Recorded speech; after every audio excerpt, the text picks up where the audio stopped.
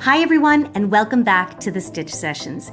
In today's tutorial, I thought we would work on a stitch lesson. And in today's lesson, I'm going to show you how to work the extended double crochet.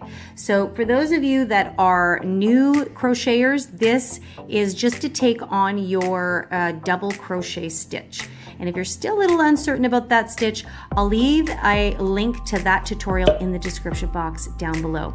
So this is a great stitch to work on things like square motifs, or when you start learning how to create different shapes with your crochet, and you'll need to learn how to extend the height of your stitch.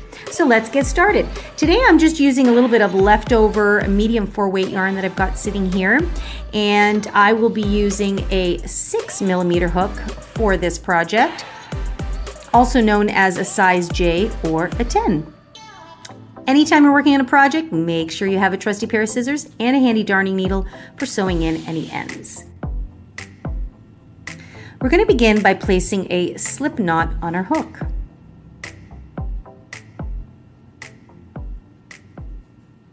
And for this tutorial, I'm just going to do a swatch. So I'm going to just chain 10. Now you would chain the number of chains that you would need for whatever project you're working on. If you're doing a blanket or a scarf, you would just do the number of chains that you needed. So like I said, I'm going to chain 10. Once you've chained 10, or the length that you desire, your work is going to look something like this, okay? Now what we want to do is chain an additional 3 chains. So we're going to go 1, 2, and 3. These 3 chains will count as the height of our extended double crochet, okay? Now some people will chain 4, but I usually save that for a triple crochet, which we'll get into in another video. So once you've chained your additional 3, you're going to find the 5th chain from your hook. So you don't count the one that's on your hook, you're going to count back 1, 2, 3, 4, and into the 5th chain, we're going to begin by placing our first extended double crochet. So you will yarn over first, just like a double crochet, and then you're going to insert your hook. You'll pull up a loop. That'll leave you with 3 loops on your hook, okay?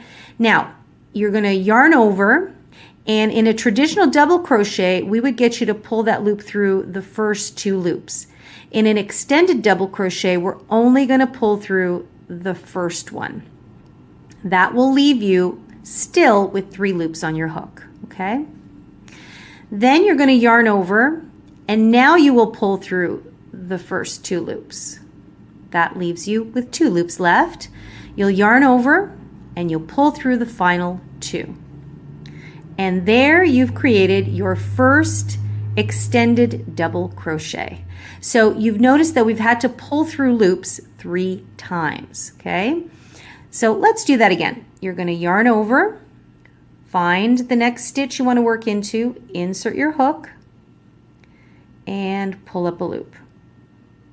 You'll yarn over, but you're only going to pull through the first one. That leaves you with 3 loops. You yarn over a second time, and you pull through the first 2 loops there. You have 2 loops left, you're going to yarn over, and you've pulled through the final 2, okay? So your work is looking something like that. So I'm going to invite you to do that all the way to the end while I finish my swatch here. And so you're pulling through a loop 3 times. Once, 2 loops on the second one, and 2 loops on the third, okay? And don't worry about that chain, it's rounding up about there, but it will even out as we go along. So, and as you can see, it's slightly longer in height than a regular double crochet. So go ahead and finish it to the end of your first row, and I'll meet up with you to take you into row 2. Okay, so I have finished row 1 of my swatch here, and that is what my work is looking like, and I still have 10 stitches. So whatever stitch count you started with is what you should still have. Now we're going to go on to row 2, and this is the way you'll begin all subsequent rounds after this. So you will continue to chain 3 and turn your work. Now remember that this very first stitch right there, that is the base of your chain 3. So that chain 3 represents the stitch, so it's already spoken for, so to speak. And many of you know I keep referencing you to check out my identifying parts of your stitch video.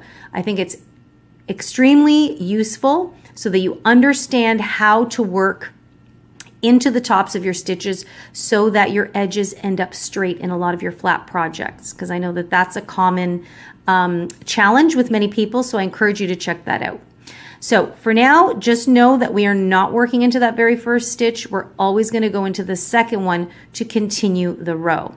So you just yarn over as usual, insert your hook, and you're going to proceed to work the extended double crochet as before. Okay, so you yarn over into the next stitch. So now we're no longer working into chains. We actually have stitches to work into. Pull through 1, pull through 2, and pull through 2. It's pretty easy, right? Okay, now go ahead and finish off your round. I'm just going to meet you at the end here because I want to talk about how to make sure that your edge is nice and straight by working into that chain 3 that we did at the beginning.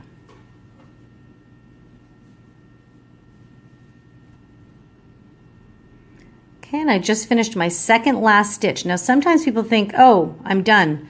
My stitches are taken up, but remember that chain 3 counts as a stitch. So you always want to make sure that you place your last stitch of the row into the top of that chain 3. So we have 1, 2, 3, that's the top there. And you're going to insert your hook. And that is where you're going to place that final extended double crochet. And if you're ever unsure, like if you can't quite tell where that last stitch is, so there you go. So you see it's nice and even out. But if you're not quite sure, you can't really see it, always work backward and count the number of stitches. So if I counted backward and I only had 9, I'd know for sure I needed to insert 1 in there.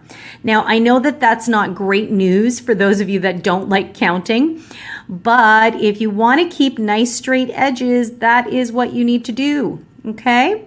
So that is how you work the extended double crochet. I'm actually going to do a few more rows just so you can see how it turns out and texture wise. And I just love this stitch, and it's a great way to just add a little bit of extra height to your stitches. So I'll just meet you back here shortly once I've done a few more rows. So just remember, as always, you chain 3 at the end, you turn your work, and you do not go into that first stitch, you go into the very next stitch.